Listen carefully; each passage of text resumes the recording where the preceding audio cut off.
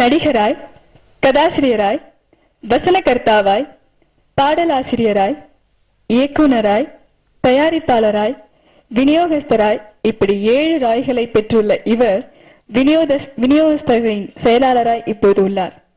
அடுத்த மாதம் நடைபெற இருக்கும் தேர்தலில் தலைவராய் 3வது முறையாக அரியணை ஏற இருக்கும் தலைப்புழு ஜி. சேகரன் அவர்களை வாழ்த்த அழைக்கின்றோம்.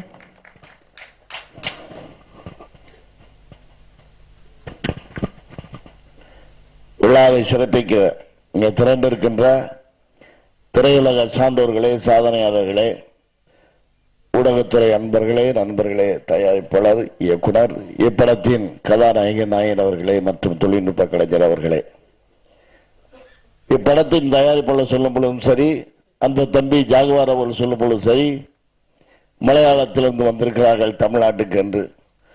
நான் மலையாளம் தமிழ்நாடு என்று பிரித்து பார்ப்பதில்லை. ஏனென்றால் மலையாளத்தை நீங்கள் நிறுத்தி பேசினால் அது தமிழ்தான்.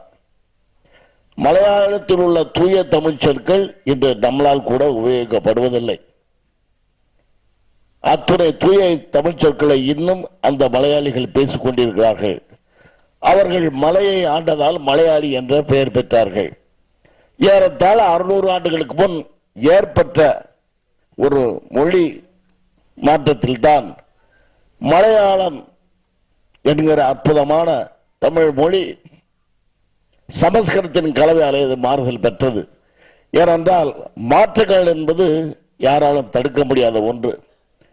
அதுபோல மொழி மாற்றங்கள், இடமாற்றங்கள் என்று பல்வகை மாற்றங்களாக தமிழன் மலையாளி என்று பிரிந்திருக்கிறமே ஒழிய மலையாளியும் தமிழனும் ஒரே இனம்தான், ஒரே ரத்தம் தான். இதில் எந்த மாற்றமும் இல்லை.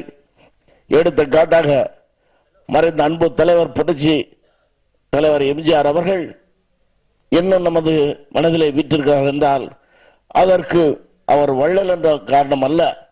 அதை கடந்து அவர் தமிழினத்தின் தேசிய தலைவன் பிரபாகரனுக்கு தனது 2 கை கொடுத்து அவரை உயர்த்தி நின்றார் என்ற ஒரே காரணம்தான் இன்றும் நாங்கள் எல்லாம் அந்த எம்ஜிஆரை எங்கள் இதயத்திலே நாங்கள் வைத்திருக்கிறோம்.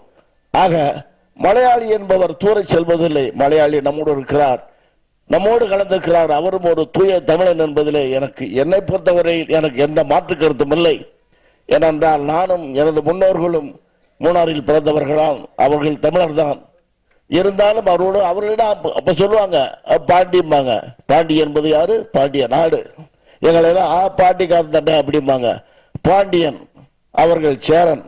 ஆக இன்னும் பார்த்தீங்கன்னா என்றால் அவர்களுடைய வீட்டு பேர் வைத்திருப்பார்கள். அந்த வீட்டு பேரெல்லாம் இன்றும் நீங்கள் எடுத்து பாருங்கள், அச்சர சுத்தமாக அது தமிழ் பேர்கள்.